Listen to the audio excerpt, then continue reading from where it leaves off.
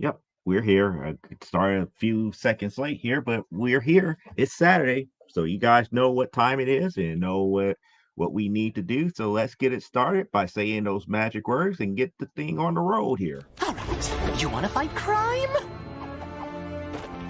Let's get dangerous.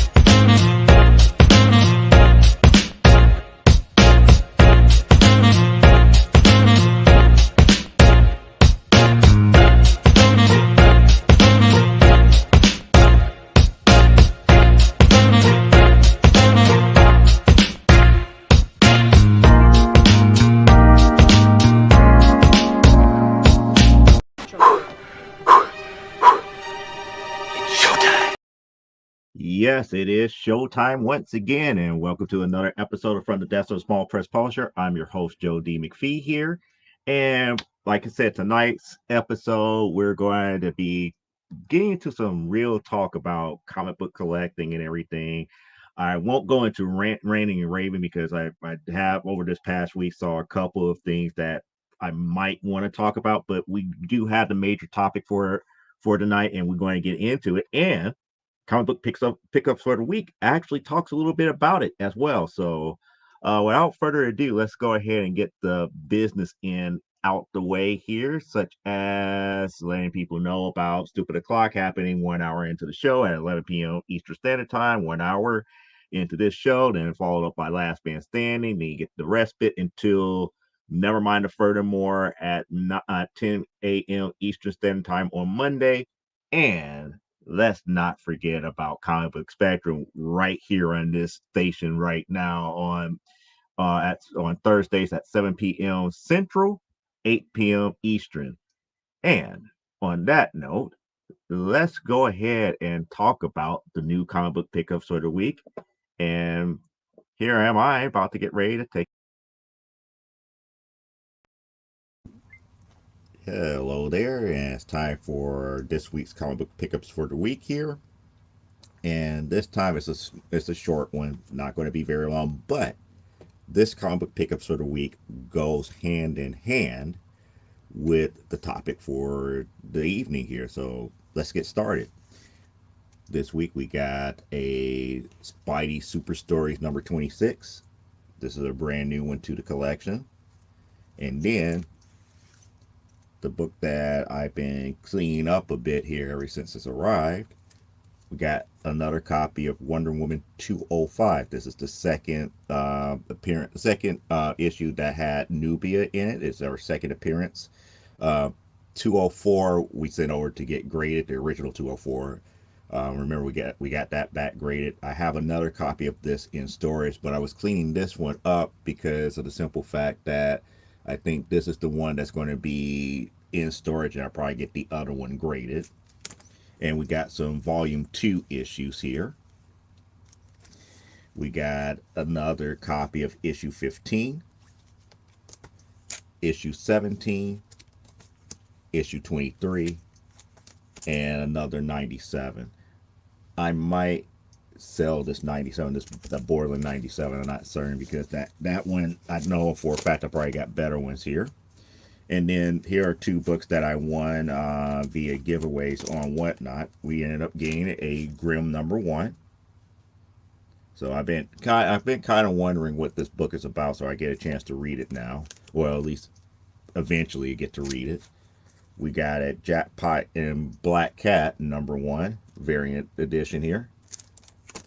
And then the thing that is going to tie into what we're talking about tonight is finally completed. I finally completed my Alias series here, the Alias run here, and we got Starting off with one of the books that I was missing, issue 24, which is the last part of the Purple Man storyline for Alias. So we got that 24, 25, 26, 27, and the last issue 28, which is something else that was missing here. So now I have a complete full run of Alias here, and we will talk more about what to do next here in a few moments. But that's all the comic book pickups for the week here.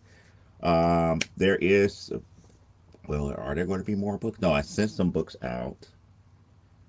You, I might be getting some more books here between now and then. I'm not certain. I'm not certain if yeah, no, I definitely will be getting some more books between now and then because we got another full run of Dakota North coming and a couple of other books from Whatnot coming in for within the next couple of weeks here. So yeah, there's going to be more books here. It'll probably be a little bit of a smaller runs of pickups for the week until maybe mid September, mid to late September when we get everything back together here because I get like my normal monthly books for the week sometime mid September and other stuff that has been outstanding. So yes, there would probably be one big massive comic books for the week here in September, but this would probably be about like the size of comic books picker for the weeks for maybe like the next couple of weeks here. But until then, back to the main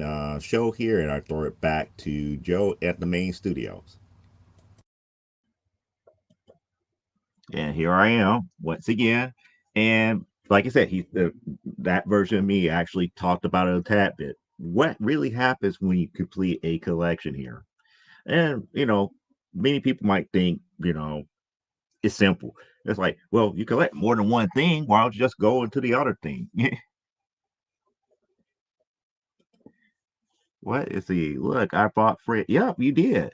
You did bring friends. Yep, I see. I see that. I see that. Oh, so yeah, that was a good thing that you brought that up because again, we got Parallax Spectre squeeing over there, and we got Don Milo in the house, and we got Derek Bolin in the house.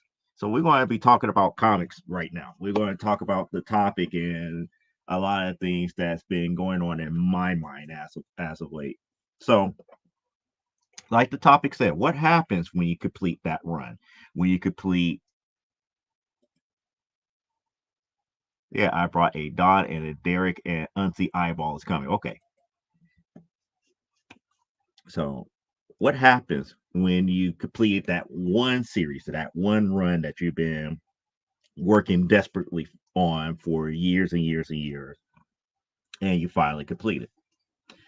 And like we're starting off to say here, it's like sometimes it's like common knowledge, common to for you to work on the next one that you was collecting here. So it's like if you were collecting like X-Men and Avengers, and you complete your run of X-Men, you might shift over to the Avengers, or you might be in this standpoint is when you go back through that collection and be like, I could get a better copy of this here, and let me find a better copy of this because I want my run to be of this quality. Or you could do some other things here, dealing with maybe I need to find something else, maybe I need to find another title that I actually like here. And me, myself, and I actually do a little bit of those three, but it's becoming harder and harder to do two of them. And the reason being is because of financial concerns, to be quite honest here. Normally, I don't really, with newer series, I really don't take to them all that much. I could tell you right now, most of the books that I get now have been pretty much titles that most other people would not buy generally here. Let me see. We got some more people talking here. How many runs have I completed? Well, if we're going to talk about titles itself, let's see. Uncanny X-Men Volume 1, Uncanny X-Men Volume 2, Uncanny X-Men Volume 3, Wonder Woman Volume 2, Wonder Woman Volume 3, Wonder Woman Volume 4, Wonder Woman Volume 5. I'm still collecting Volume 6. I just talked about Dakota North. We just finished up with Alias. I'm missing one issue for Jessica Jones. I'm kind of sort of working uh Spidey Super Stories. That's like kind of like a hit or miss here. But I thought about this topic after completing Alias because it's like out of all the stuff that I have in my collection that I'm going through in storage, I'm up here with like the odds and ends type stuff. Like for example, I pretty much have all of Volume One of Gotham City Sirens. I got series that most people won't think that I would have, like almost a full run. Well, I should say a full run because I still finding more and more issues of that series. Almost a full run of Superman, Wonder Woman, and that might be including all the annuals from the first volume. Stuff like that. It's like I'm looking at issues of one of the later volumes of New Mutants that I didn't realize I was collecting back in like the early 2000s. So it was just those type of things that you kind of look at it and be like, you know, ones that you have a desire to finish, and then there's others that just like, okay, it was a run, it's a nice little run. I enjoyed what I read and this, that, and the other. I mean, I have like complete runs of like 52, countdown to 52, you know, Final Crisis, World War Hulk. It's a whole bunch of them. Civil War. I have complete runs of that. Do I have extras? Probably not, but I do have complete runs of it. But it's just kind of like one of those types of things here. Hello, Gillespie. Gillespie. Oh, Gillespie. Okay.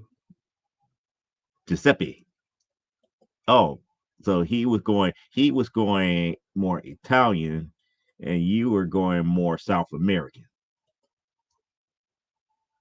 Okay. Um, I at a point had every ongoing issue of Silver Surfer ever. I felt accomplished. Yeah, that was one of those types of things, and that's kind of like one of those things that's still kicking myself in the rear because if I would have known back in the '90s to collect the Wonder Woman first and not the X-Men, I'd probably be saying a whole different tune about Wonder Woman. I'll probably be like, touring with that collection, because it's a hard thing to collect every last one of them, especially from Volume One. And if I would have started that Volume One collection to the degree that I'm doing it now, back then, I probably would have been closer than what I am. Closer than what I am. I think I'm only like 120 something issues, and that's not including some of the stuff that's on hold that I'm still paying off on.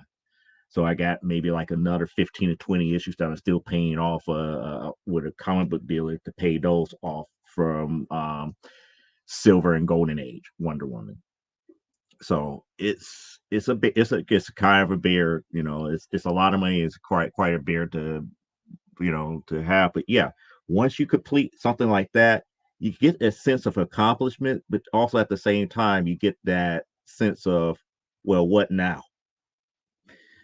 And I didn't have that really with the X-Men because I went from X-Men to Wonder Woman because I was trying to do both at the same time. Well, actually, I was doing three at the same time. The three that I was doing at the same time was X-Men, Wonder Woman, and Doom Patrol. Doom Patrol was weird because I didn't. Again, this is going to through my phase where I just didn't like Grant Morrison writing. Not that it was bad, it was just things that he was doing. I saw back then. I just got to the point where it's like nobody else could write after this. It's like I think future. further down the line of storytelling, and you read his stuff, it's like nobody else is going to be able to pick this up and run with it. I'm sorry, but that's kind of like the thing that I have happen. But when you complete, it just feels hollow, and you realize that it's all a waste of time and money.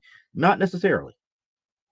Not necessarily. What I feel is a waste of time and money is when you're going that route for everything must be a 9.8, or everything must be above a 9, or everything must be above an 8.5.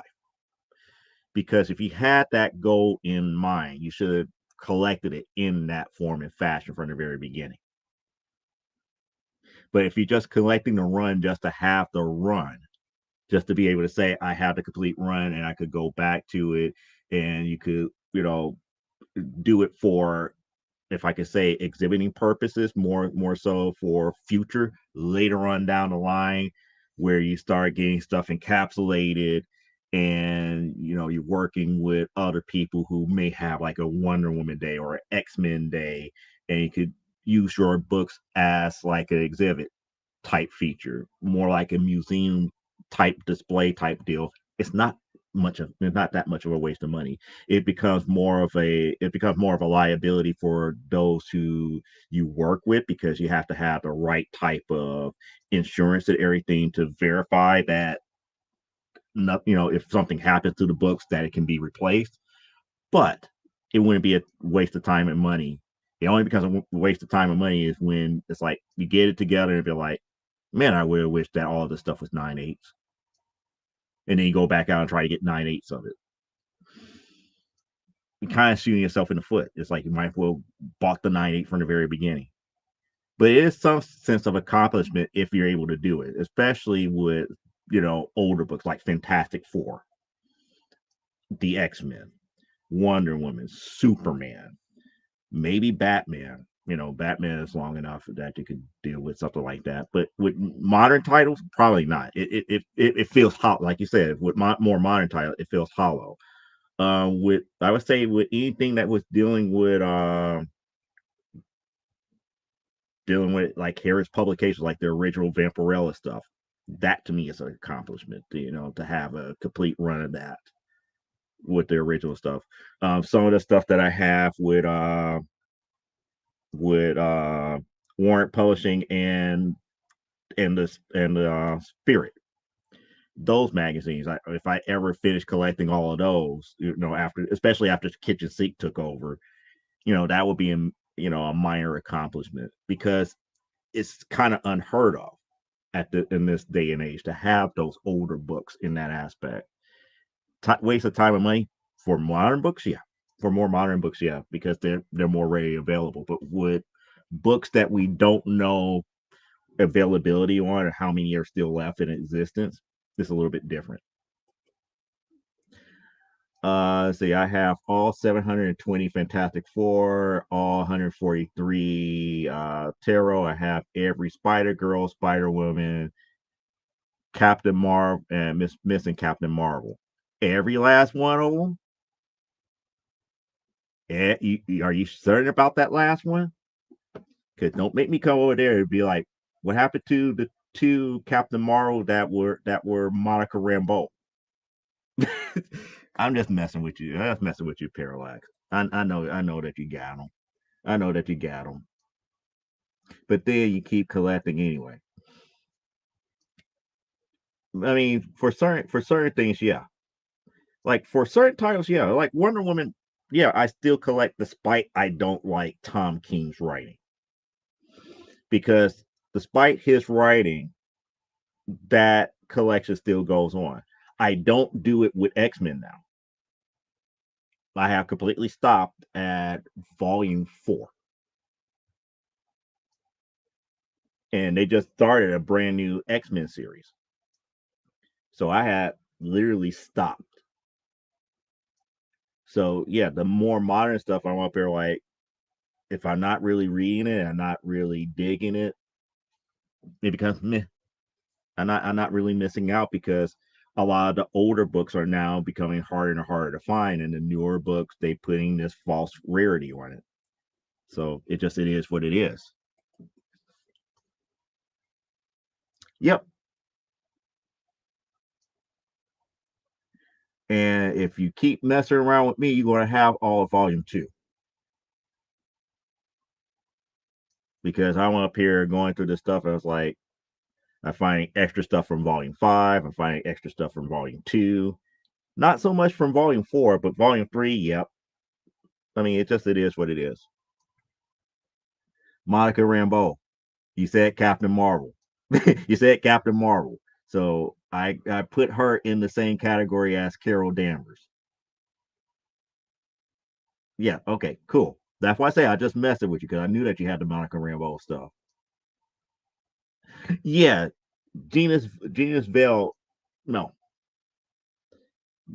that was something that they tried to throw. Like how you have the new, how you want your pasta al dente, and they throw it against the wall, hope that it sticks. Genius Genius Vale did not work as Captain Marvel. Did not. Did not. Yeah, I mostly was joking, not entirely, but about the hollow. I'm not saying that it's not true. It does. Perfect example. I went back to start collecting Dakota North. I'm up here thinking to myself, it's like, yeah, it's only 5 issues, but this is a series that most stores do not have. Why is it that I'm about to almost have two complete sets of it, two complete sets of the runs of 1 through 5, and then a few extra issue 3 and 4? I mean, it's just like one of those things that it's just like, once I finally got issues 1 through 5, it felt hollow. It felt very hollow. So I get what you're saying about it feels hollow. It's like, yeah, it does, because you do it and be like, oh wow, that's not what it was worthwhile, worth the while about here. However, with a series like Whoa Nelly, which is only 3 issues by Fantagraphics, when I first got my completed the set the first time around, it didn't feel hollow. The second time around, it did, because somebody had all 3 at one time. They were in decent condition. I just got it. But the first time around, piecing them together and trying to get all of them, it wasn't as hollow. It definitely was not as hollow as Dakota North, but it just really depends upon how you feel about the series and whatnot. To be quite honest about how hollow it feels. Oh, look at me! I'm flexing on Joe. I have all the Huntresses. Yeah, I'm missing a couple volumes of Huntress. I am. She is Captain Marvel. I said Miss. See, now you want to try to be technical. I didn't say who was Captain Marvel first, but you just said you have everything that was Miss Marvel and Captain Marvel. Because I could have said, it's like, oh, you mentioned Miss. It's like, oh, you don't have everything that is Kamala Khan either. She's with Miss Marvel. Just like if we mention Spider Woman, we have to mention Julia Carpenter and what's her base. See, I always know Spider Woman as Jessica Drew, but I did, you know, understand the whole thing with Julia Carpenter, because it led to one of the few lines that I liked in Spider Man about how Julia Carpenter was calling herself Spider Woman. It's like, and Peter was like, "Nope, I only gave the rights to use the term Spider Woman to one person. That was Jessica Drew." So he made a good thing about trademark and copyright infringement within his own book. But that's a whole different story. Yeah, the Peter David run was good, but the early stuff was, oh my god. Yeah, do you have a book hole like you have a show hole when you finish a series on a stream? That's a decent question, but difficult question to really answer. A book hole, which means that, do I have like a gap.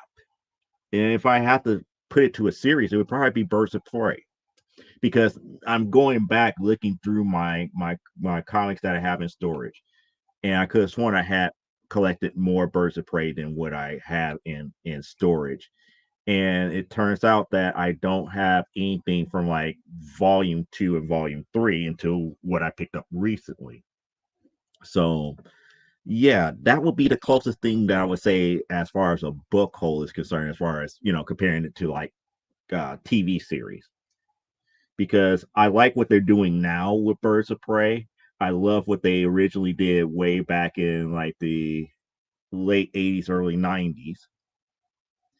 In between, it became kind of like Black Canary, Batgirl, and Huntress book, and I didn't take too kindly to that, that type of scenario. But that was that would be like the gap that I have to make up here, is like to get the like all the new 52. I got a fair decent amount of the new 52 stuff, but volume 2, which was right after that, is where that thing just fell off, because I only got one issue so far. I came across only one issue of volume 2, and that was issue 13.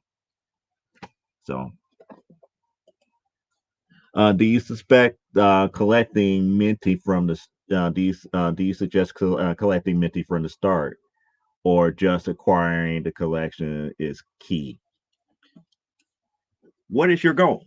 That would be my first thing, because I would tell people collect based upon what you're trying to go after. I honestly don't try to collect Minty. I try to get as close as Minty as possible, because again, if I really wanted to collect Minty, there's only and Parallax, correct me if I'm wrong, there's only a few places that I know of. She might know of more, that starts off with 9/8 CGC certified books that you could buy on new comic shortly after New Comic Book Day, because they get them and they immediately send them off to CGC to get them graded and everything. So if you want them minty like that, why not? That go float your boat the way that you want to float it. But me, I read stories. I actually read the books. So for me to get something that's minty, mm, mm. I mean, I did have some books that I read, and then packed them up real nice and eventually sent off, and still got the 9/8, 9/6. Yeah, no big deal. But no, I wouldn't say start off that way. But like I said, it depends on your goal. For me, it's about making certain that you're getting the books that you want, which means that if there's a particular story within a title, like Craven's Last Hunt, Craven's Last Hunt is like one of the things that I try to collect in Spider Man. All the other Spider Man books,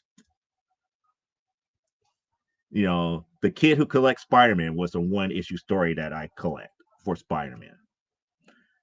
Maybe if I'm in the right mood, it would probably be like Revenge of the Sinister Six. I might collect that. But as far as a run for Amazing Spider-Man, not so much. Superior Spider-Man is the only exception, because I love what Dan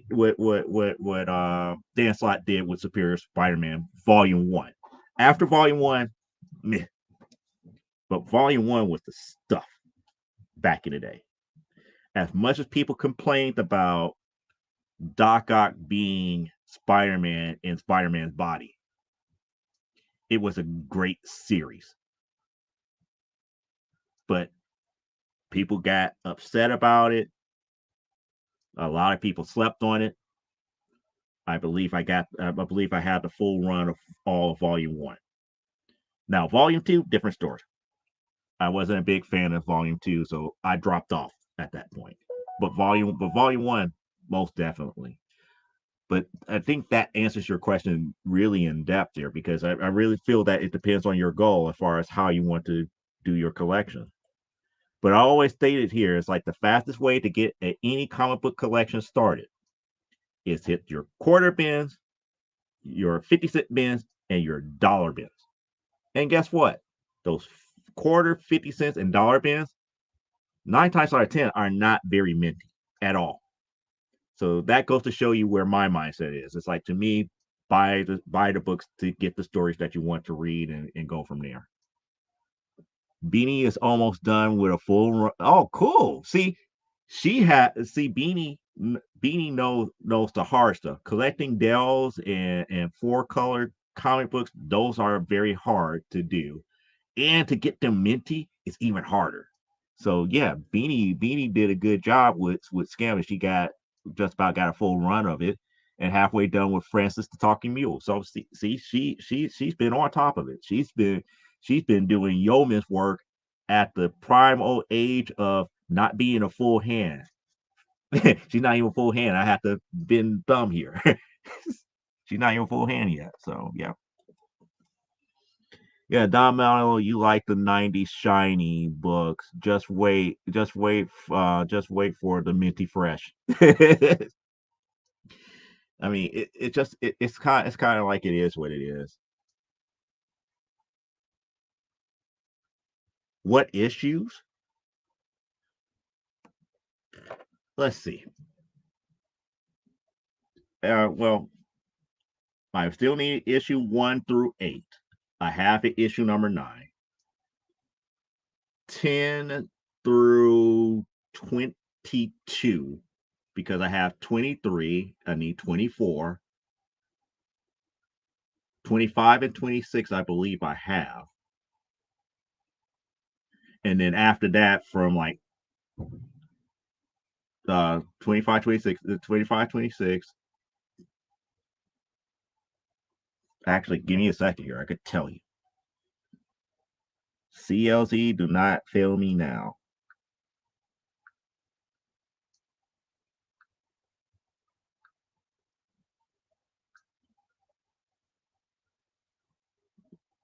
Golden Age books are not easy to come by. And I do not count the facsimile as having that issue. So issue 1 through 8, then 10 through 22, then 24 through 27, and then 29 through 59, issue 61 through 88, then 92 through 97, then 99 through 103, and then now we get into like the sporadic things after 105 through 110. It's like 110 and 112 through 121 and 123, 124. I have 125, 126 to 130, and then we get a big jump into 144. So 144, 145, 146, and then 148, then another big jump to about 160. So let's see, according to CLZ, and I'm going to show you this is what CLZ is showing me if it shows up here. There we go. The magic number is 130, but that 130 does not include the books that I already had bought and still paying on from one comic book vendor who is a friend of the show, which I would mention the store, but I won't mention the people. That would be Flames of the Phoenix, because they got me close to another 12 to knock off of this list here. So we're looking at maybe somewhere about 100, 115, 118 issues. So that's kind of like where we're at for volume 1. So that's how messed up it is. Haha, I'm adding books into CLZ while watching this. Yep, that's pretty much. This app is coming in handy more so than anything else. Because honestly, I didn't believe that I had this many books in my collection, and I'm still adding to this list. So right now, my CLZ is showing over 7,000, over 7,400 books. That I so far got into the CLZ app. That's what I have already entered in so far. So it's a lot of stuff here, and according to this, just to give you guys an idea, Let me see, graded.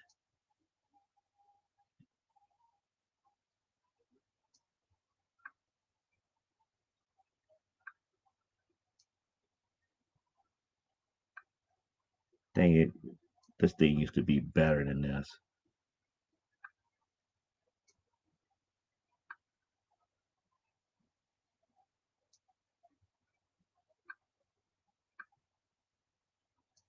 Okay, go back to series. Okay, and then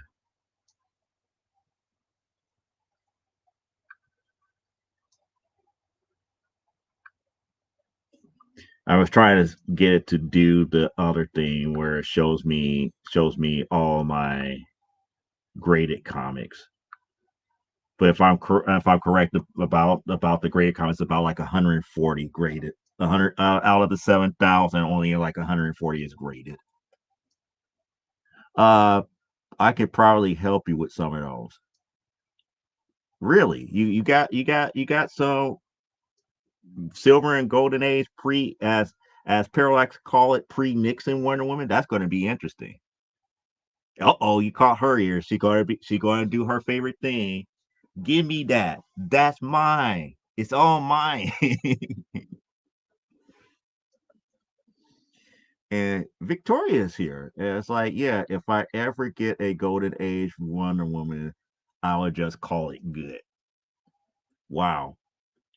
If you ever get just one, because right now I believe I own what three or four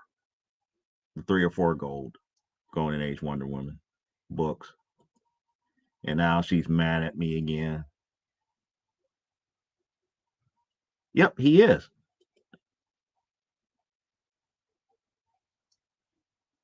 I don't, but I have people that probably do. Ooh, cool, cool. So that means that if that is the case, then I would need to be like putting money to the side and be like, okay, show me what you got. I'm gonna be like those floating heads on Rick and Morty. Show me what you got, type deal. But that's the key thing here. It's like what happens when you finish a collection. It's like things like this. This to me, this is the type of discussion that comic collectors should be having outside of rent videos and all this other stuff that's been going on. Because I sit back and think about just like things that I've been seeing on the interwebs, especially on like the YouTube bloggers type stuff, especially for like the bigger known ones. It's like I rather talk about the problem itself than and then come off as far as like being angry at something. One of those topics that happens to be, and like I said, I'm going to try to minimize this type of stuff here. Is like getting back to CPR, CPR level of stuff here, and but it's not like crack, press, and resubmit as far as resubmitting a book on your own volition. We're talking about people who are sending in at one time a graded book that was 9.8.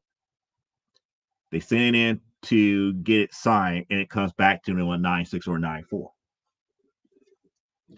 And everybody's up here is like up in arms, or it's like some of the people that are being victims of that are up in arms. It's like, oh, the book was a 9.8. Why is a 9.6 and this, that, and the other? It's like, do we have to go back to the risk factor of cracking open any slab? Must we revisit that each and every time just because you want to have something new and different done to yours? And the reason I have to put it back that way is because the more I hear these complaints, the more I go back to the one thing that each and every time when you submit in a book, and you have to realize what they say when you submit it in. The book leaves their facility at that grade. It does not guarantee that that grade will hold firm after it leaves. So when it leaves their hands, they're certifying that it is this way. So even if you kept it and nothing happened to it, and you said, "Hey, I want to get this artist's signature on it," and they crack it out, you're putting yourself at risk to have that grade dip. There's nothing that is stated inherently on any graded book to say once it's a 9.8, it stays a 9.8. There's nothing in any grader's contract. For lack of better words, I'm using contract, but I should say more like disclaimer. There's nothing in any grader's disclaimer to say that a 9.8 book stays a 9.8, a 9.6 book stays a 9.6. No. You're taking a risk. Don't make assumptions that something that is a 9.8, after it's all said and done, that they crack it out, they hand it over to the artist for them to sign, they sign it, they get it back, that everything is still pristine. You just don't know. But it's a risk that you were willing to take and paid money for. So you cannot get upset if your 9.8 goes to a 9.694. And then you want to cry. It's like, well, I lost thousands of dollars on that deal. It's like, guess what? You should have never did it in the first place.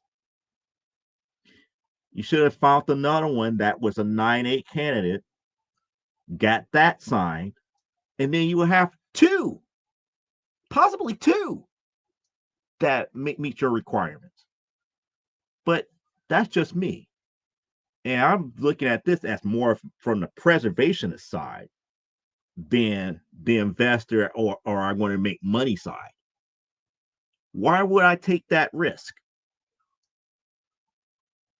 Why am I going to send in a book that could be, let's just say the book is right now over $1,000. Why am I going to take that over $1,000 book to get it signed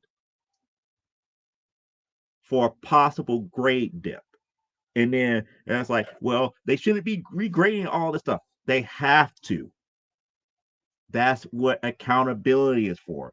Their certification is based upon them being consistent. And with certain companies, especially with the reputation hits that they've been getting as of late, they're going to regrade each and everything, especially when it comes to reholders, when it comes to sending in slabs to get graded, not graded or signed. They're going to do their best. They're going to regrade everything. Why? Because their reputation took a hit, and they're going to have to reestablish that trust and everything. But my major thing here, when I see these types of videos online, I come back down to the whole thing. Their disclaimer says when it left their hands, it's a 9.8. It does not make it 9.8 forever. You could sit it in for a brand new holder, and they have the right to regrade it, and you could get it regraded, and it could take a grade. It could take a grade hit because of the reholder. You have to be careful of that, of the way the things are worded. But that's just how I am here. So we got Victoria. Yep, I don't have a ton of money. My big books are mostly what I bought as youngins and gifts. Okay, cool. And that was the whole thing that you missed the first part of why I said what I said, because back in like the early 90s when I did have the money to do so, that's the reason why I said I kicked myself more so for not completing Wonder Woman back then, the very beginnings of Wonder Woman back then, like I did the X-Men. Parallax is the epic one here. Yep, she is. My best friend got me the first Batgirl, and that is all I'm going to try, and I'm going to get in silver and bronze Babs. Okay. I had it to go the other way with the Carol Danvers as Captain Marvel, as I was like, woo, yep. See, you and Parallax are in the same boat when it comes to Carol Danvers. That's one title that both of you collect a lot of. Speaking of which, this should make Parallax happy. I verified that I got everything of Volume 2 of Miss Marvel. So that means I got all of Carol Danvers' Miss Marvel. And I'm looking for issue 4 of what was it called? Captain Marvel and Carol Corps. I can't find my issue 4 for Captain Marvel and the Carol Corps. That was another good series here. Marvel Superheroes 13 and 18, Miss Marvel #1. Mm-hmm.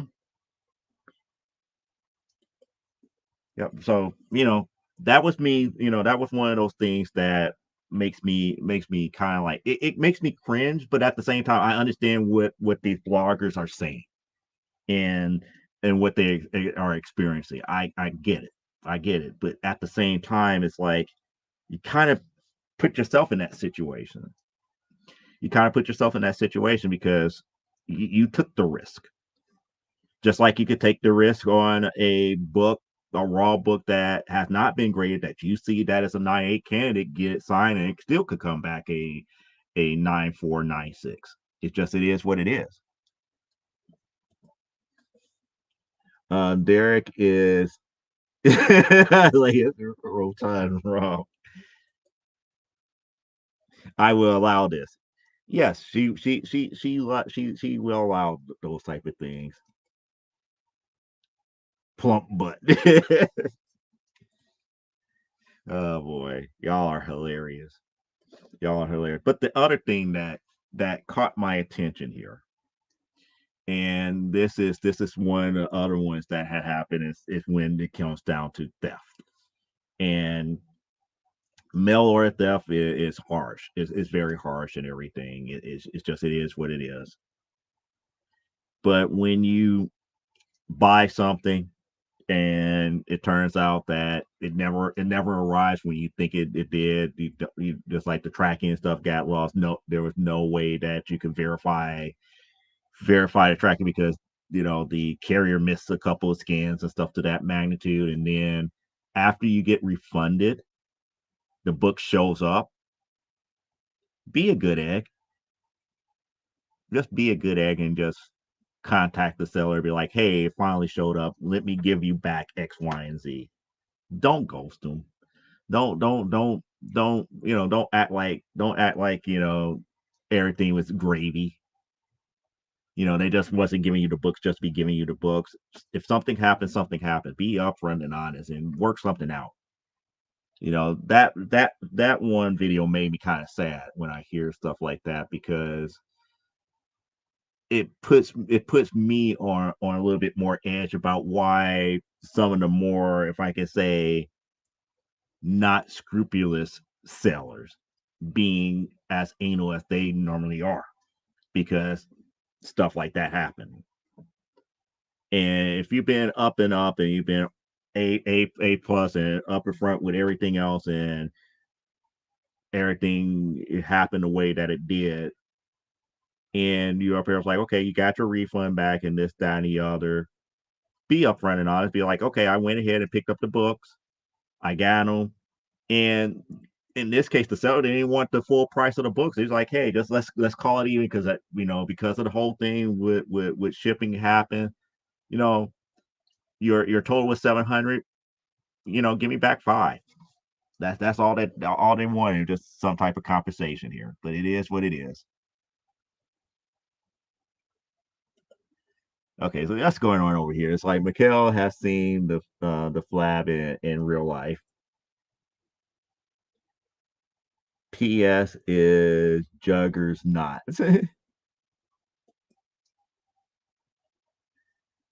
He almost died.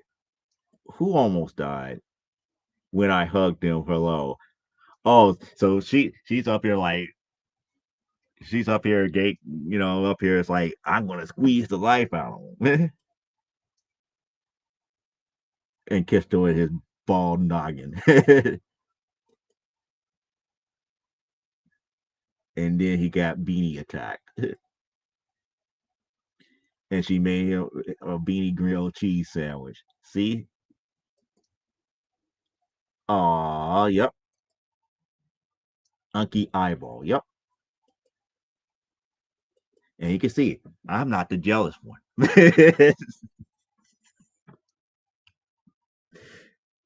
I'm not the jealous one. So, haha. But nevertheless, those are the types of things that I see when it comes down to comic book collecting that kind of makes me wonder what's going on here. Especially with modern speculation. Modern speculation is something that I still don't understand, and maybe because it comes back down to me understanding the fact that TV watchers are not comic book readers.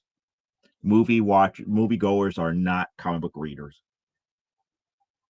and comic book readers are not always TV watchers or moviegoers. You kind of have to be a fan of all of it in order to guarantee some type of crossover amongst all three. So saying that something is getting a TV show does not really increase TV sales. No, not TV sales. Does not increase comic book sales. Excuse me on that. Because again, the people who may end up watching the TV series still not going to go into a brick and mortar comic book store and be like, "Give me issue number 1 of Jupiter's Legacy."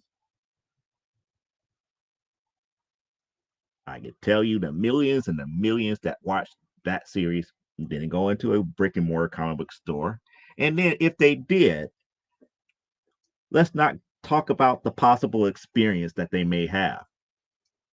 Because some brick and mortar stores are not the friendliest places to be, especially if you're not a diehard collector. But that's a whole different thing. Yeah, I know. I'm like I said, I'm not the jealous type, and you know exactly what I'm going to bring up here. You know exactly what I'm going to bring up because that to me is still hilarious.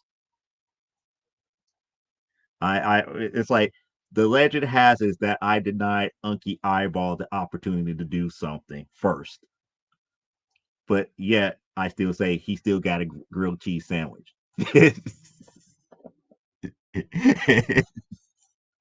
I did. I just said it.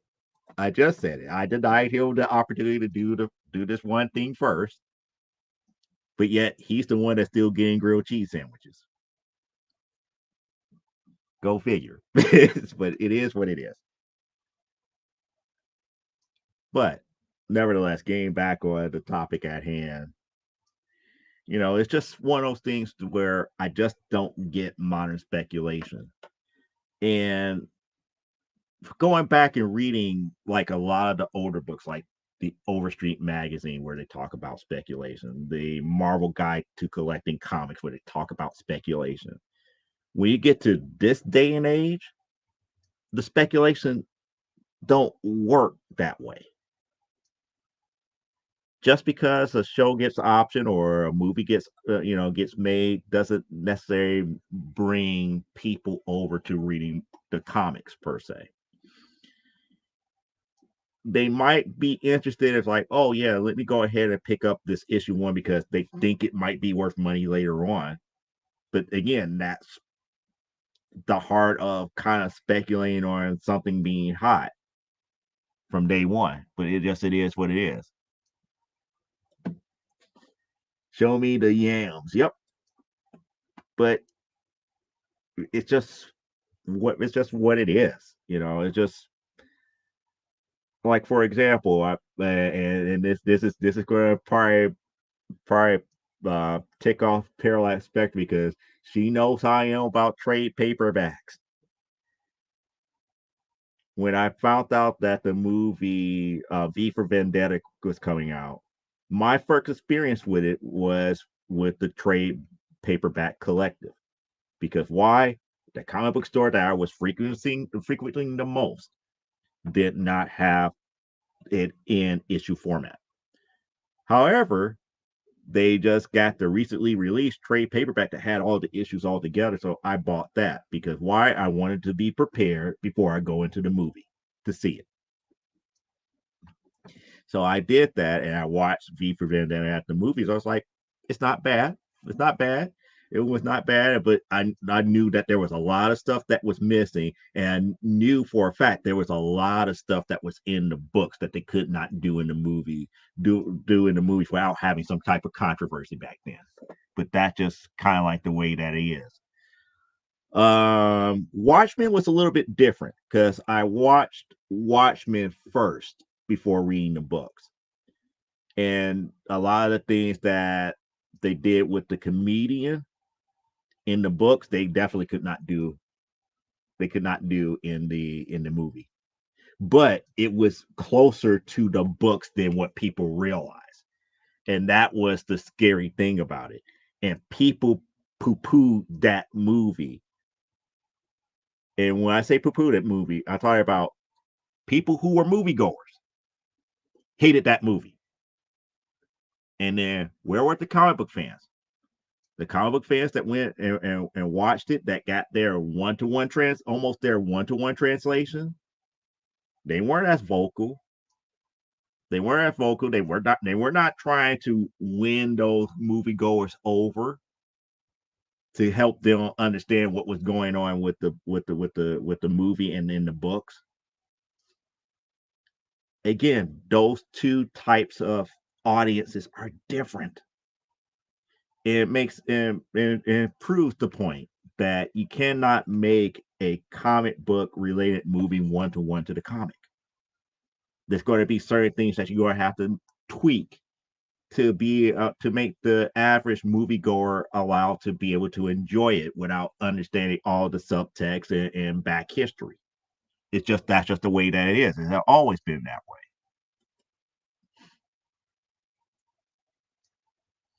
So it's like the comic costs too much. I love trades. I don't.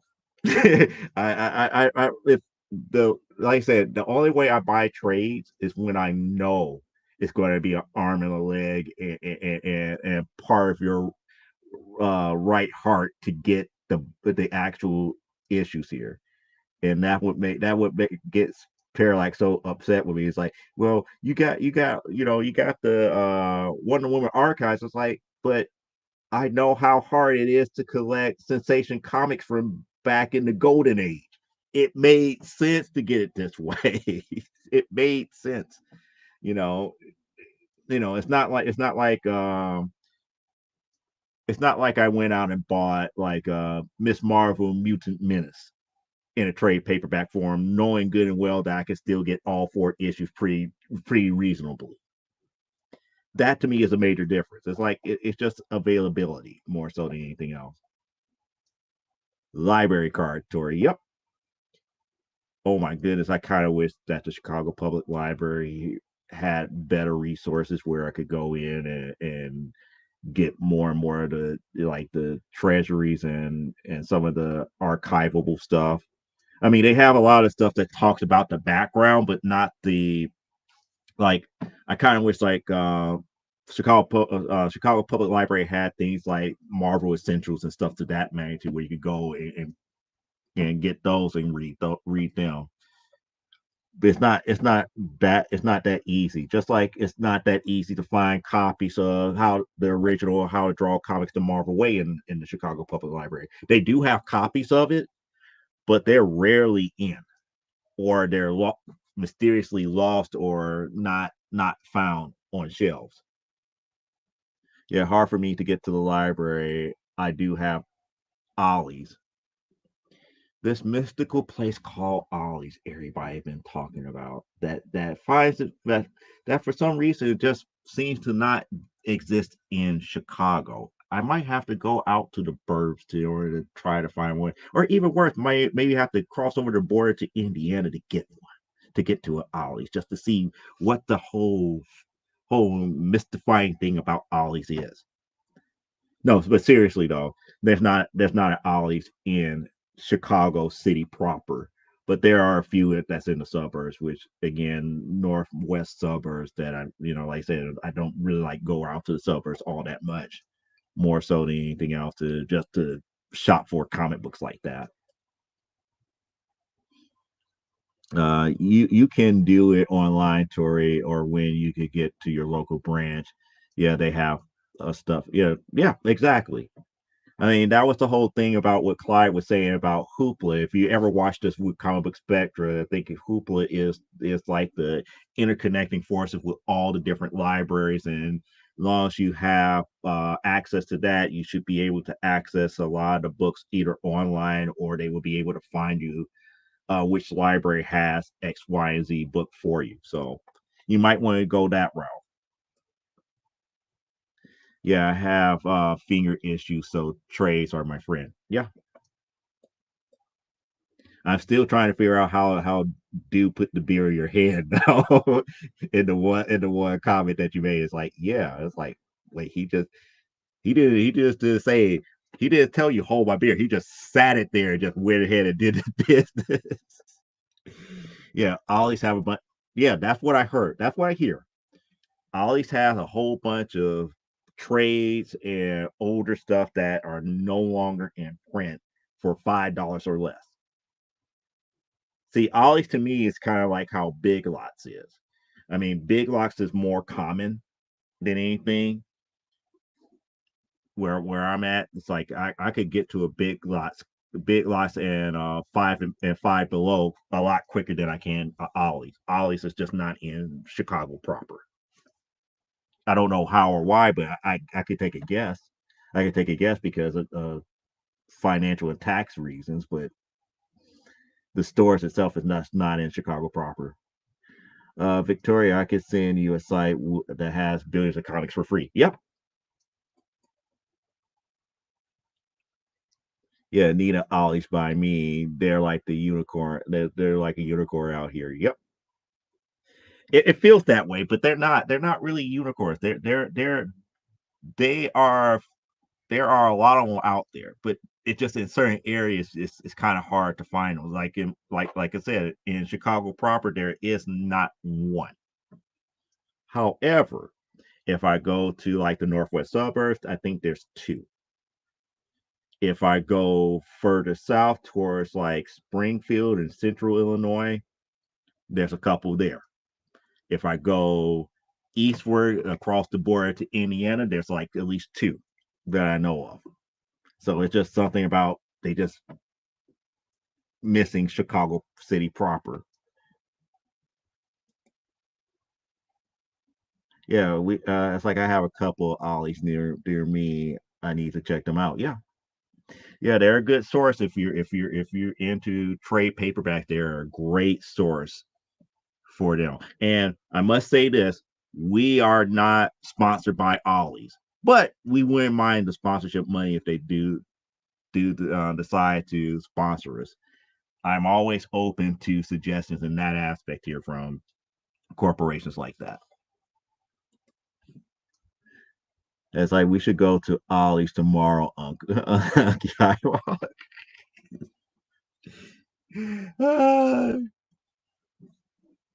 She gonna bribe you with another grilled cheese to take her to Ollie's.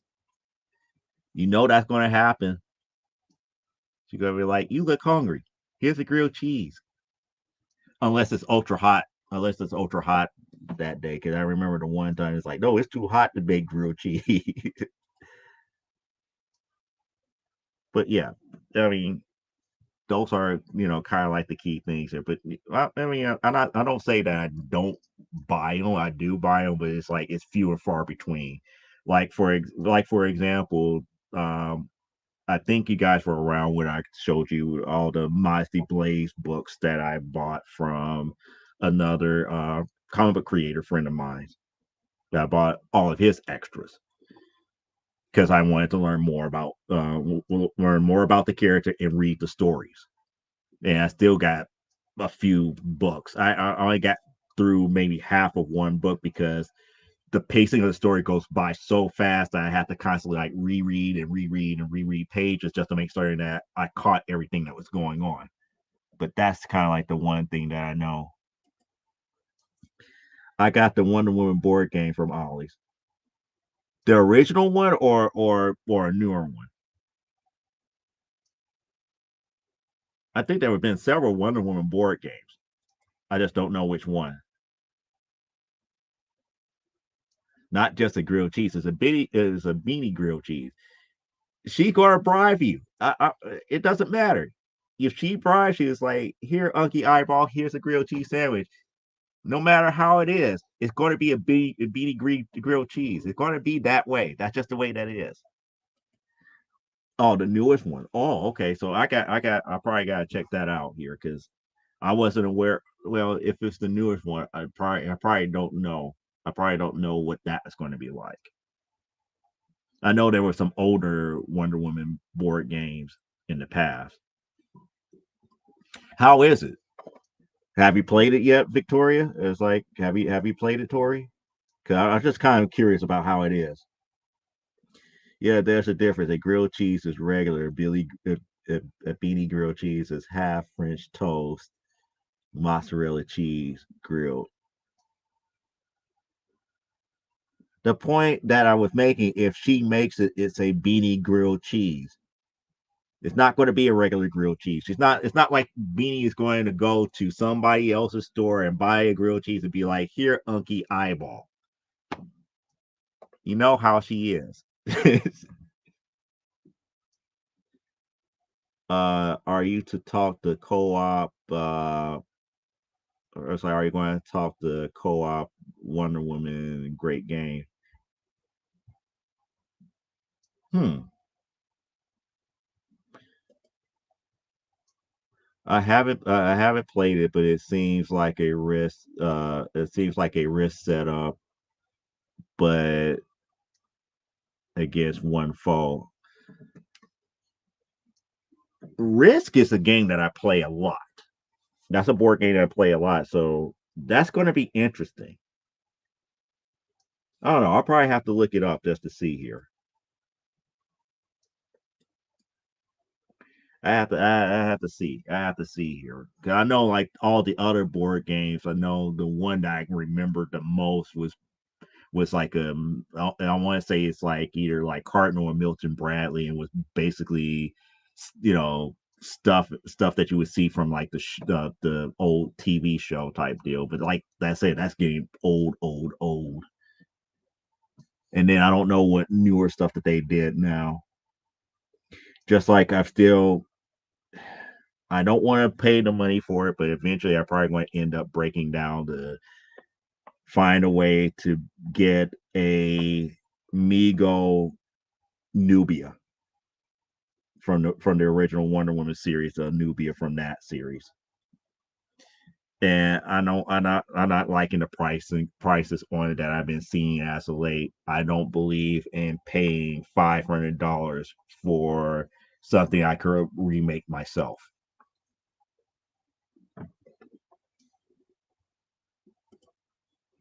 Yeah, Cheetah is tough. It's tough to beat. Oh wow.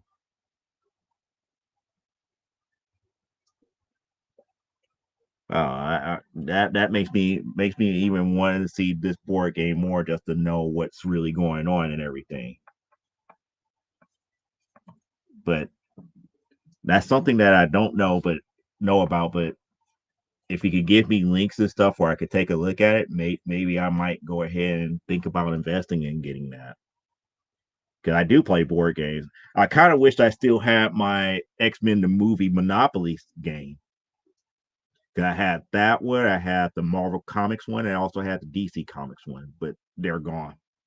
They went by way of the dodo. Bye bye. But the X-Men movie one, that was interesting because doubles in that game allowed you to have different mutant powers and all this other stuff while playing like a game of Monopoly and everything. So yeah, yeah, I kind of figure as much that you was talking about the board game itself.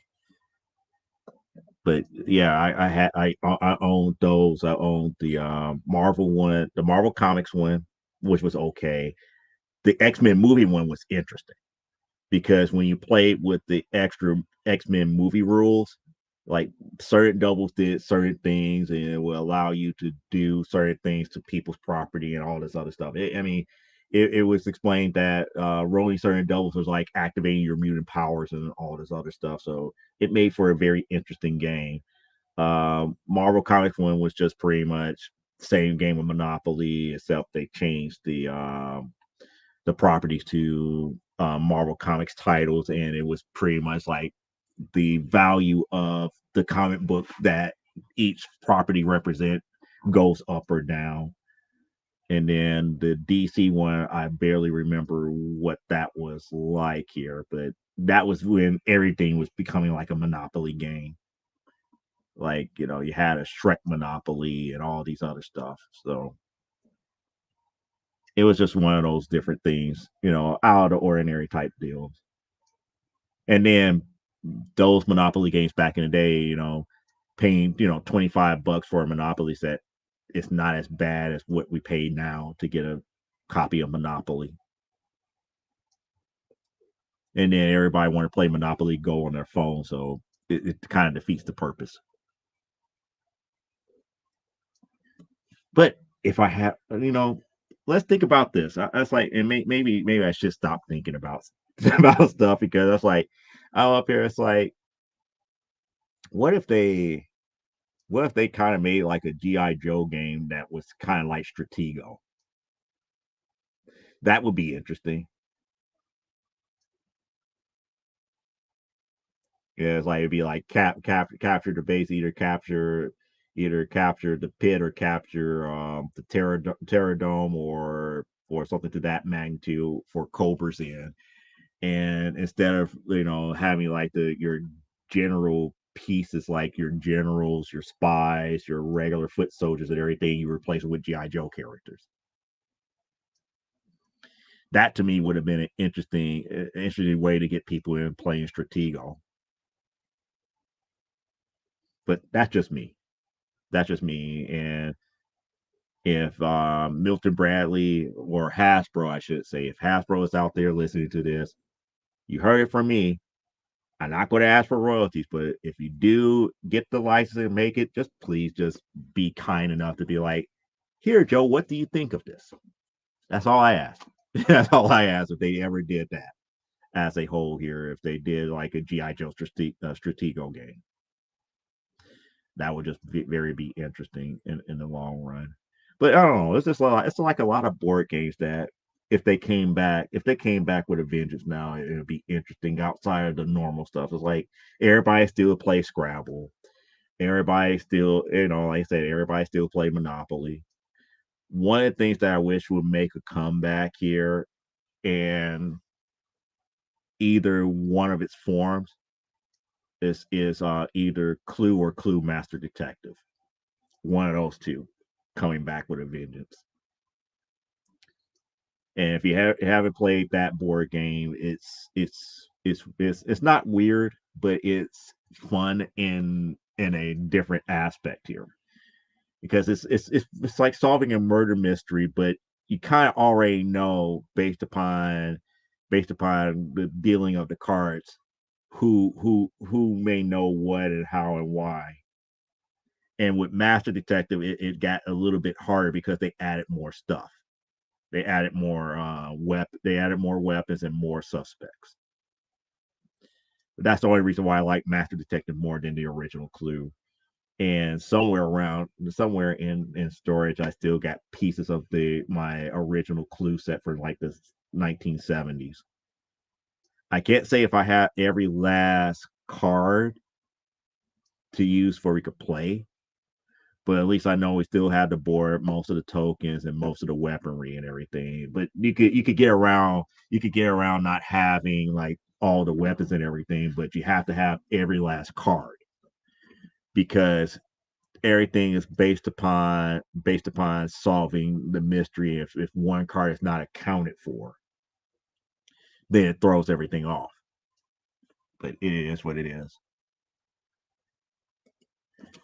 Yeah, the whole it's like this is a whole wood of great board games. that does not suck like Monopoly. Yeah, yeah. I mean, up here thinking about different stuff like that. One board game that I know that was real popular, but it got old real quick was Guess Who, and they did that board game in such a way where it became close to like only answering asking three questions before you know who it was, and that's how bad it could have been. A lot better, but that's how bad it was. The Office Clue and Harry Potter Clue were different and good games. See, I wouldn't mind playing that. Office Clue would sound like Milford and Dufflin Paper Company Clue. That would have been interesting. Harry Potter probably not so much, depending on how it works. Depending on how it works. Now, one of the things that I kind of wish that they would have done, but it would have been very interesting of how they could have done it if they had like a Law and Order clue, a Law and Order clue version of that game. But that would be a little bit more difficult because now you're up here. It's like, well, who in SBU could have committed this murder type deal? Yeah, I'm sorry, I suck at words. I meant there's a whole world of good games. Yeah, I mean it's a whole world of it. I mean, but there's things that people also slept on too. I mean, I go from board games to card games a lot here, and I kind of wish I could talk more about that, and really geek out on it. But I try to stick only with comics and geek culture and everything more so than anything else. And now you got me looking for the one thing that I thought was going to be easy to find, and it doesn't appear that I can get to it right away, or at least it's not in this drawer. And if it's in this other drawer, then it's going to be a nightmare to get to. Maybe not. Maybe not. If it's sitting right here towards the top. Nope, it is not. Oh, there's some older sunglasses. Can Cozy. Nope. What I was looking for is like was a card game that my friends and I had played a while back, and I still have the set here, and I can't find it. But we had like card games like the Three Stooges, and the whole thing about that game is just was not to take as much damage. It's like the way that everything works. It's like each card has a point total on it. And so it's pretty much like how the Three Stooges does a lot of their slapstick. The cards represent the type of slapstick that they actually do. So it's like, if somebody tries to slap you, there was like a defensive card that you could use to either duck it or move or give it or send it to another person that's playing the game with you. So it was like a card game for like one to about like eight different people.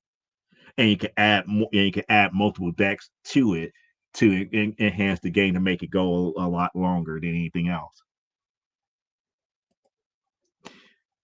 Words is hard. Yep, only Parallax would clue in on that. Yeah, the office, no one is dead. Michael brought everyone in on a Saturday as a team building exercise. The team has to figure out who killed Toady while Michael messes around with everyone. See,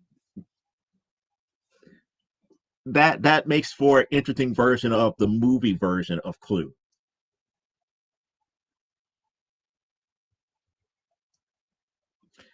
Because if we remember the movie version of Clue, it's like the so-called butler was actually Mr. Body, and he was pretty much messing around with everybody in that movie. And it had three different endings. The Harry part of the entire board changes while playing.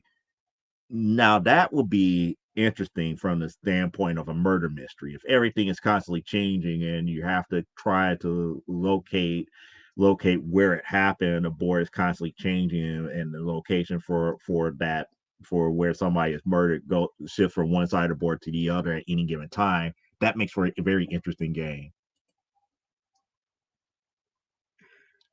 1 + 1 + 2 + 1.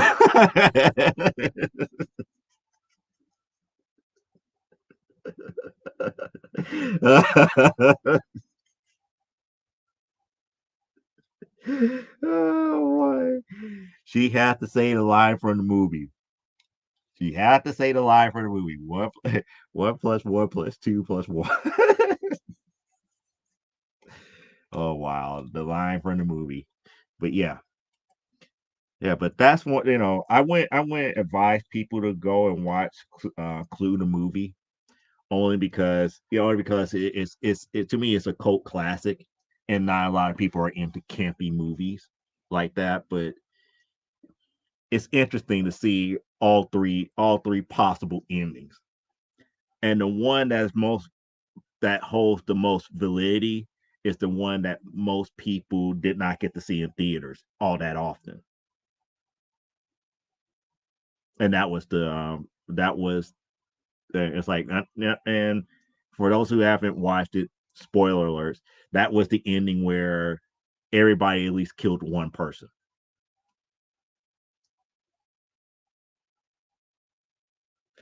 And they explained it at the very end. It's like that was one of the endings, and that was like the ending that not a lot of people saw in theaters because there was three different endings in theaters. So that's how they got people to go back to watch the movie. Is that there were three possible endings, and one of the endings was that everybody killed at least one person.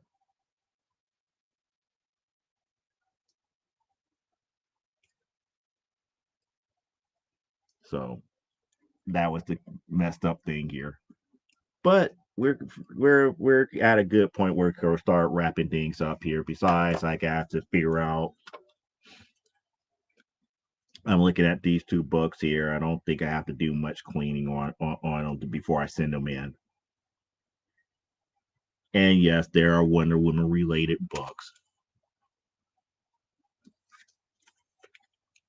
Those are the books that I'm looking at here. To try to get cleaned up to get them graded. So nothing, no major big deal on that damn part here. You want to know something weird? Since you mentioned Battleship, as many times as I played Battleship, especially with like travel Battleship, the one that I always wanted to play was Electronic Battleship.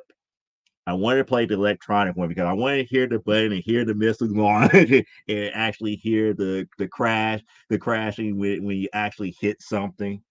I wanted to play Electronic Battleship for the longest, but I never did. I had to play the old fashioned way, but Battleship was what it was.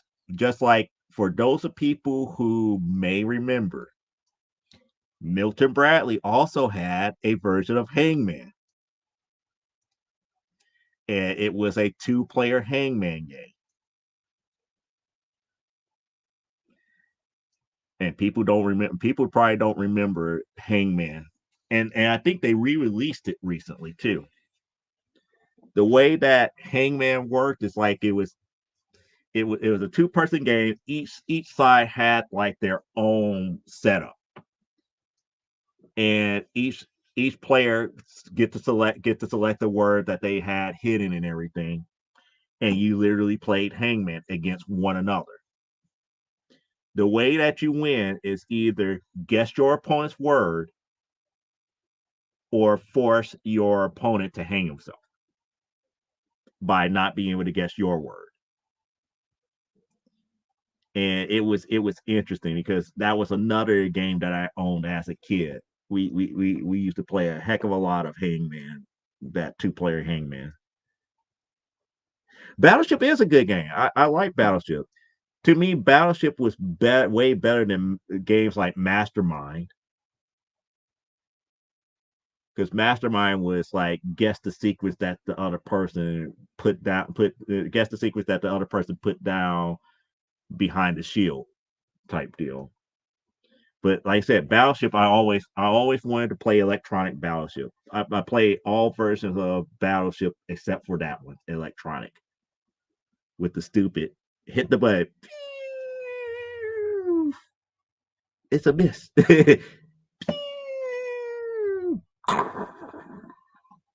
Oh, I hit you. It was just weird in that aspect. But people made a lot of money off of that. Military made a lot of money off of Battleship.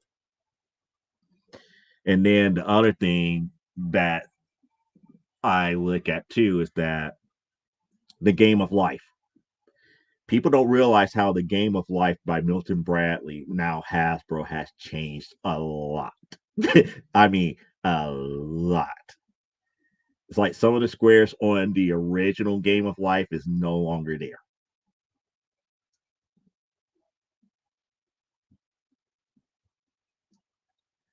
Just like there's no such thing as going completely broke in that game in the newer version of a game of life.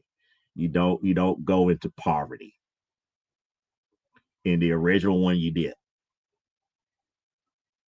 So it's just weird. It's just weird when you could start comparing different versions of games from way back in the when to now.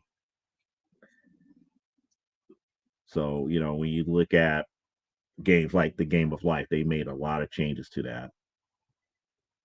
What was the other one?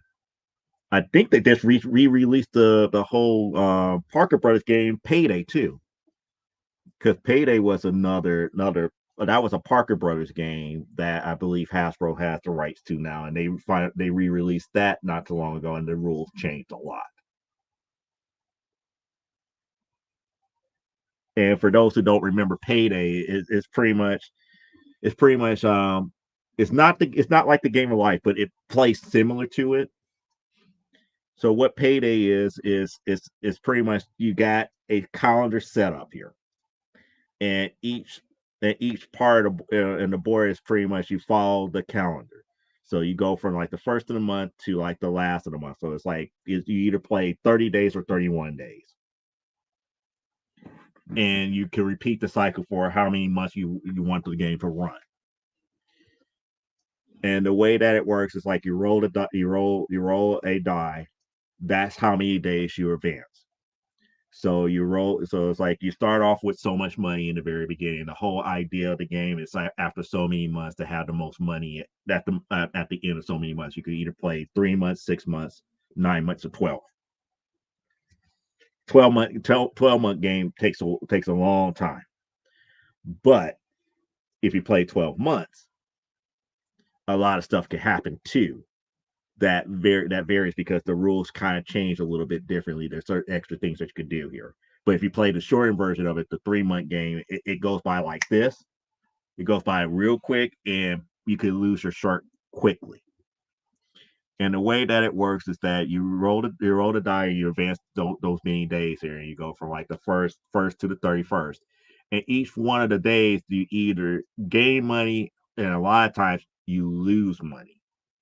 So pretty much it's like you go and you might hit like a Thursday the fourth. And Thursday the fourth you go grocery shopping, and grocery shopping costs you $50 out of your starting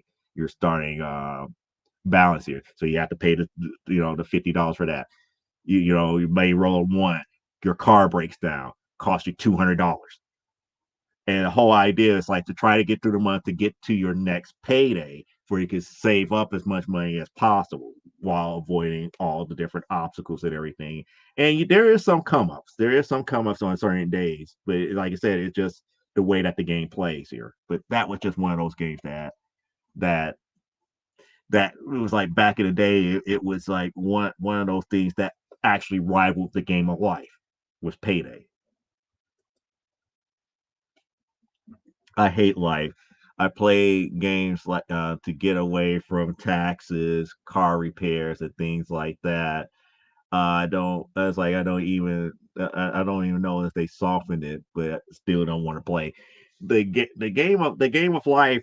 It's like the original ones that I'm used to playing. They have changed a lot of the hazards and choices you make. Like in the modern version, there is no such thing as choosing to go to college or not going to college. It's just one path. In the original one that I played, well, I should say the original one, in the older versions of it, there's always two branching paths. You could choose to go to college or you could choose not to. And if you choose not to go to college, there's a certain path that you have to take that merges back up if you decide to go to college. Going to college, a lot of times, is the harder path. However, not going to college could land you bankrupt a lot faster. So that was the whole thing about that thing. But they made so many changes to that board game nowadays that it's not the same game. Because I don't think they even have the whole thing about the the number board. It's like almost like a ruler that had the numbers 1 through 12. And every so often you could hit a square where you could say, okay, I want to play the stock market. And you could set so much money on certain numbers. And if if if that number hits, you could get triple your money because that means your stock landed. But if if it doesn't land, you lose that amount of money, and that does not come back that does not come back to you at all.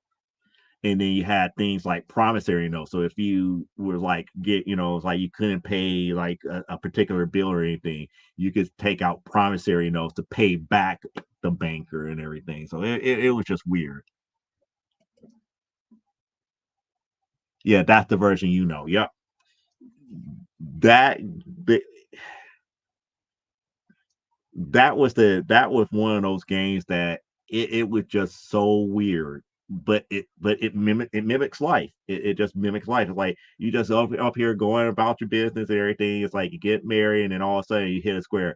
You just have a baby boy. You just have twins. I mean, and then it gets to the point where even with the little bitty card token pieces that you have and the tags that you put up in it, you could get enough children that all the children doesn't fit in a car. But it's just weird. The game is just weird. I still to this day prefer playing Payday versus Life, but Life was interesting in that aspect. At least the original, the I keep saying the original, at least the one that I grew up with. I know when it became like a TV game show, a family TV game show, that's when they changed a lot of stuff in the game, and there's not as many harsh real life, real life type deals that you have to deal with. You don't have to worry about getting kicked out of your apartment and living out in the street type deal. They made everything all nice and friendly and hunky dory, just like forgetting about general life in itself here. Another board game that I used to love playing, but now I hate it, was Pictionary. I used to, when I was a kid, love playing Pictionary. If I play it as an adult now, I'll probably get so angry and so pissed off because I would expect people to know how to draw basic things. you know, those are the types of board games that it's like you can have fun. You can have fun, but depending on who you're around and who you're with. But games like Pictionary is something that I will avoid now. I still play Trivial Pursuit. I still will play that game because again, it's trivia. Either you don't know it, or don't know it, or you find out something about yourself. And that's why and Parallax was around when I bought this. I bought it from the Evil Pirate.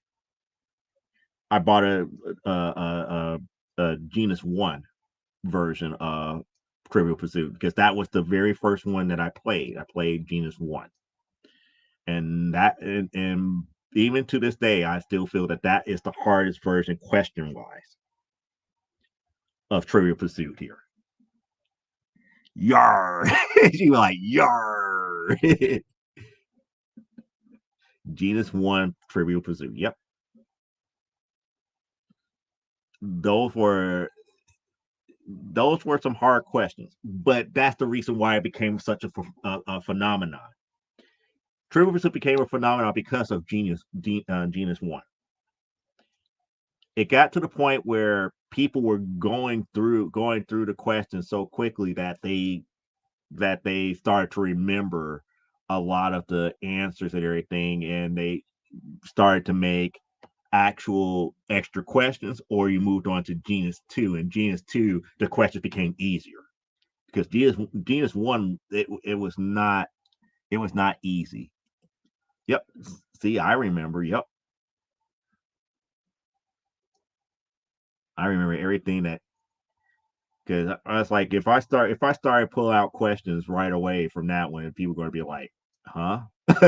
Like, why would they ask that for for a trivia board game? It's like because it just was what it was. Now nowadays, I think Trivia Pursuit is a little bit easier because there is a lot more trivia for like entertainment and other categories that balance out stuff. Because I believe now they got it's like originally it was I'm going off my memory because I remember there's six categories. There's six categories. If I remember correctly, you had geography, sports and leisure. Let's see, the blue was you had history. I'm trying to remember what with the blue. Yellow was science. So science and technology.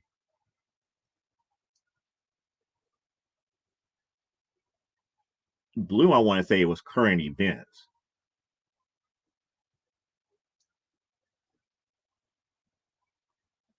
And then you had a potluck category. So it was hard. Yeah, that's when trivia that was during the days when Trivia Pursuit became fun when they started doing the theme ones like the Disney Trivia Pursuit and Star Wars Trivia Pursuit. That's when Trivia Pursuit was fun, was even more fun. But back in the day, that was the whole thing. You know, the late '80s, Genus One Trivia Pursuit was harsh. I'm older, so I'm not so I'm not great at trivia games. But I remember they had one that was like Trivia Pursuit the '90s, Trivia Pursuit the new millennium, and I was like, now guys, y'all making this game too easy because used to be like Genus One, Genus Two, Genus Three was not called Genus Three, it was called Revised Edition or something like that, and then that's when you started getting all the particular ones. Like you had like Trivial Pursuit's All Sports Edition and Trivial Pursuit, this edition. And then you get eventually got to Star Wars, Disney, and all the other classic movie Trivia Pursuit. There was all movies and everything. The March of the Villains play. But yeah, those were the things here. But let me go ahead and wind up everything because I want you guys on the East Coast to be able to enjoy the rest of your Saturday with 20 minutes or something left of it. Um, I will be back on next week here. Hopefully, we'll talk about either something else in comics as far as comic book collecting, or I might have some new stuff to show you as far as either primetime Saturday night related, whether it be with getting the role playing game done or the actual issue number 5 done. But we never know. So, as I say that, like I always say, live life, grow, and be well. And we'll be out of here until another week. So go enjoy the rest of your Saturday and enjoy Labor Day, by the way. Happy Labor Day to everybody. If I don't talk to you by Monday, especially for those that are in our chat here. And I see you when I see you, and we'll be out of here. And I need to find some type of tissue because some of this cotton round got in my nose, and I don't want to be like, you know. So I gotta do that off screen here. So have a good rest of your weekend, and I'll see you next week right here on Comic Book Spectrum. Bye.